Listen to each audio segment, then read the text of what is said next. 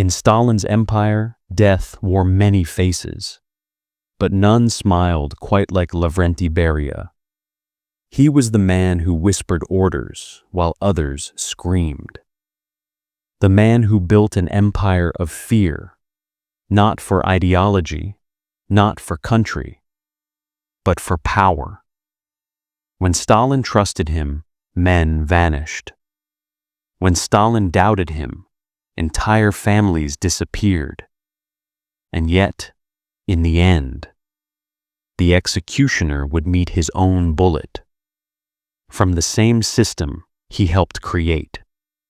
This is the story of Lavrentiy Beria, the man who killed for Stalin and died for him too. Lavrentiy Pavlovich Beria was born in 1899 in the mountains of Georgia, a land of poverty, pride, and blood feuds. Like Stalin, he came from nothing. And like Stalin, he learned early that survival meant striking first. He studied engineering in Baku, but his true talent wasn't numbers, it was manipulation. He joined the Cheka in the early 1920s, the secret police Lenin built to protect the revolution, through terror. In the Caucasus, Beria rose quickly, ruthless, efficient, and cold. He broke strikes, crushed revolts, and sent hundreds to firing squads. By the mid-1920s, he was already whispering his loyalty to Joseph Stalin, another Georgian who understood the power of fear. Stalin liked him, but not enough to bring him to Moscow. Not yet. Meanwhile, in the capital, the chair of the NKVD, the secret police, was Genrikh Yagoda. Yagoda built the Gulag, turned prisoners into laborers, and gave Stalin results. But Stalin never trusted loyalty for long. When Genrikh Yagoda slowed down, he was replaced by a new executioner, Nikolai Yezhov, the bloody dwarf. Under Yezhov, the Great Purge reached its peak.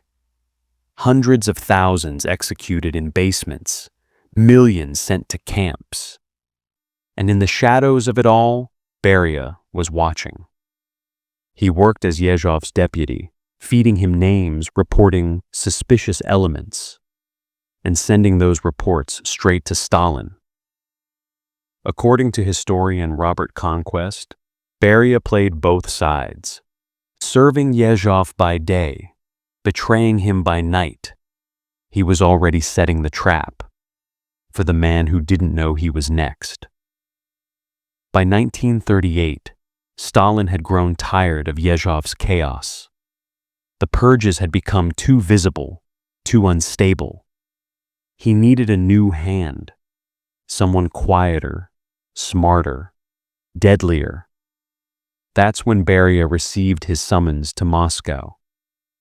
Yezhov didn't realize it yet, but his replacement was already sitting across from him, smiling, waiting. The killing machine needed a new master, and Stalin had just found him. By the late 1930s, Moscow was a city of whispers. One wrong word could end your life. In the heart of that terror stood the NKVD, Stalin's secret police. First led by Genrikh Yagoda, then Nikolai Yezhov. Both men had once been loyal servants, until Stalin decided they knew too much. Yagoda was executed in 1938, accused of treason. Yezhov followed a year later, shot in the back of the head in the same cell where he once signed death warrants. And watching it all was Lavrentiy Beria. He worked under Yezhov during the Great Purge, silent, careful, waiting. He understood something the others did not. With Stalin, loyalty was never enough. You had to survive him. When Yezhov began to unravel, drinking, rambling, confessing his own crimes, Stalin needed someone to clean up the mess. Someone who could erase the man who had erased millions. That man was Beria. He didn't hesitate. He turned against his own chief, feeding Stalin every secret, every name, every weakness. And when Yezhov was arrested, Beria took his place, the third and most efficient executioner of Stalin's rule. But Stalin never trusted him. He never trusted anyone. He believed loyalty was temporary, a tool to be used and discarded. And that's exactly how he treated Beria. To Stalin, Beria was useful, obedient, precise, ruthless. But he was also dangerous. A man who moved too fast, smiled too often, and made people disappear too easily. Still, Stalin needed him. Needed his silence, his cunning, his efficiency. And Beria delivered. He fed the machine of repression, kept the gulags full, and the fear alive. But every night, when Beria walked past the portraits of Yagoda and Yezhov, he knew exactly where he was heading, to the same fate only later. By the early 1940s, Lavrentiy Beria was no longer just the head of the NKVD. He was the man who controlled information. And in Stalin's world, information was power. He knew who was loyal. He knew who whispered. He knew who was about to vanish. When Nazi Germany invaded the Soviet Union in June 1941, Beria became one of Stalin's most trusted men. He oversaw counterintelligence, the gulags, the war industries, and later, the Soviet atomic project. To many, he was untouchable. But even at the height of his power, Beria was never safe. Because he knew too much. And in Stalin's Russia, knowing too much was a death sentence. He sat in every meeting. He heard every secret. He signed every order, from the deportation of entire ethnic groups to the torture of generals and ministers. And Stalin watched him, always with that cold, unreadable stare. Historians like Simon Sebag Montefiore describe their relationship as a ritual of distrust. Stalin would praise Beria one day, then mock him in front of others the next. By 1945, the war was won, and the Soviet Union stood as one of the world's two great powers. But inside the Kremlin walls, the old paranoia returned. Stalin began to suspect everyone again. His generals, his doctors, his ministers. And Beria was at the top of that list. He had outlived Yagoda. He had outlived Yezhov. But Stalin's empire had one rule. No executioner dies of old age.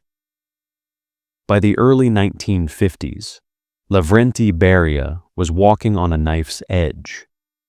He was still at Stalin's right hand, but the old man's trust was poison. The dictator's mind had darkened with age. He saw enemies in his own reflection. The doctor's plot of 1952 proved it. Stalin accused his own physicians of conspiring to kill him. He ordered arrests, interrogations, torture. And Beria, always the survivor, obeyed.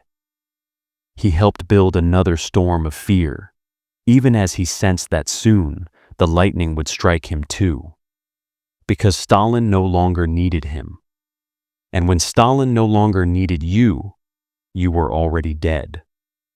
On the night of March 1st, 1953, Stalin suffered a stroke. He lay on the floor of his dacha, gasping for hours before anyone dared to help. Beria was summoned. He stood over the dying dictator and whispered, "Don't disturb Comrade Stalin. He's sleeping." He wasn't sleeping. He was dying, and Beria knew it.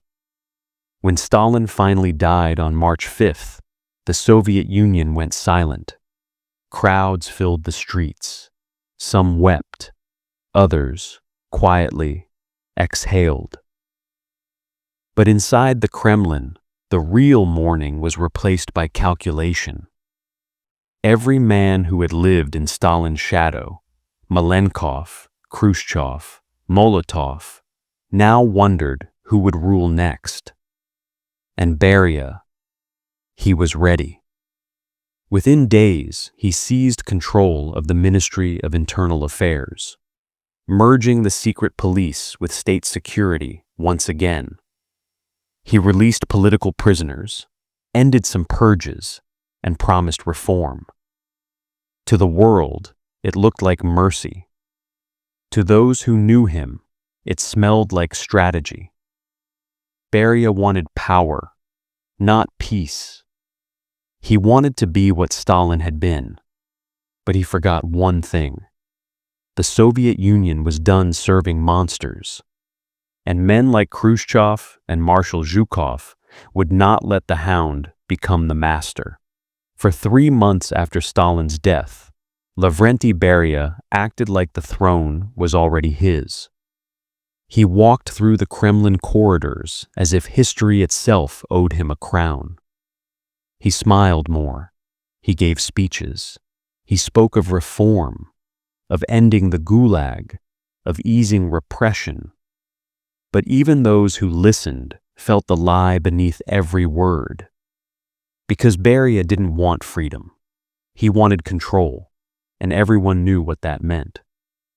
By June 1953, his confidence had become unbearable. He mocked his fellow Politburo members, laughed at Khrushchev, and whispered about merging East and West Germany under Soviet influence. It was ambition, reckless and obvious, and it sealed his fate. On June 26, 1953, at a Presidium meeting inside the Kremlin, Beria took his seat like every other day. He didn't notice the soldiers gathering in the next room. When the door opened, Marshal Georgy Zhukov entered. The hero of Stalingrad, the man who had once led millions. He walked straight toward Beria. In that silent room, Zhukov's voice was like a gunshot. "Beria, you are under arrest." Beria froze. He looked at Khrushchev, then Malenkov. Both stared back coldly. He stammered, pleading, "Comrades, what is this? A mistake?" But the soldiers already had their guns raised. He was dragged away, shouting for mercy he had never shown to anyone else. For 6 months, he was interrogated. The man who had once commanded torture now faced it himself. He confessed to everything: treason, espionage, moral corruption. Maybe to save his life, maybe because he finally understood what fear truly was. On December 23, 1953, Lavrentiy Beria was executed in a basement near Moscow. No trial for the public, no headline, no farewell, just a pistol shot, the same sound that had ended countless lives before his. One of the guards later said, "He fell to his knees, screaming for his mother." And then he was gone, erased, like Yagoda, like Yezhov, like all who came before. Stalin built a system where loyalty meant nothing, and cruelty was the only currency that lasted. Beria mastered that system and became its final victim. He killed for Stalin. He silenced millions. And in the end, he met the silence himself. Because in Stalin's empire, there were no survivors, only executioners waiting for their turn.